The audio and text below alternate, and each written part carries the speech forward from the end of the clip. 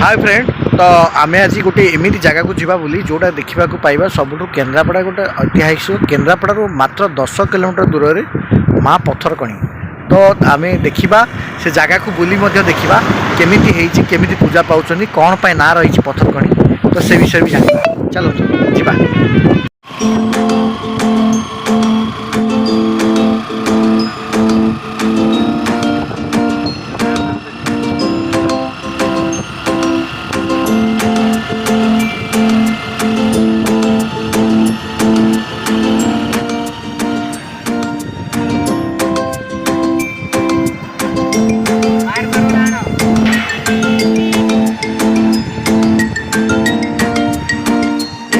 माँकर मंदिर को प्रवेश द्वार।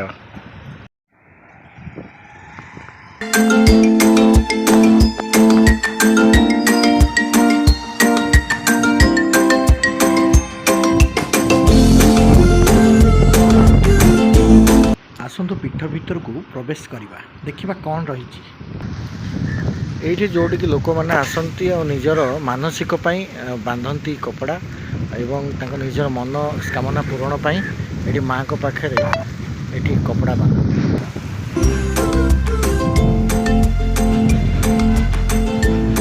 मंदिर परिसर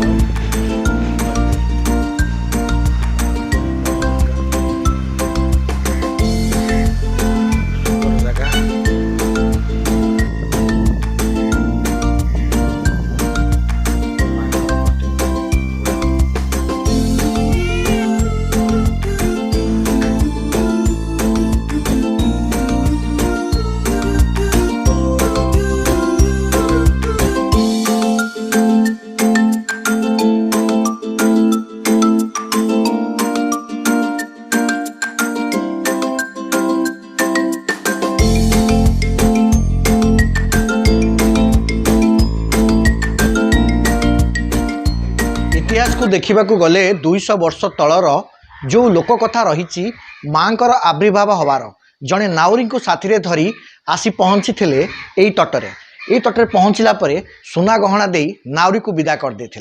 तापर स्वप्नाघात होते बड़ पंडा मदन पंडा को जहाँ को लेकिन मदन पंडा को स्वप्नाघात है सी आसी पहुँची थे तापर जहाँ भी घटना लोक कथा रही माँकर आविर्भाव होता एवं पूजा कर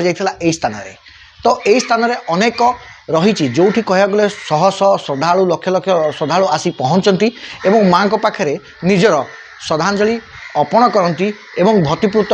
पूजा करती एवं कथा कहला आगु बलि पड़ूला किंतु प्रशासन कड़ा नजर पर ताहा बंद होता किंतु यही स्थान एवं दार्शनिक स्थान पहुँची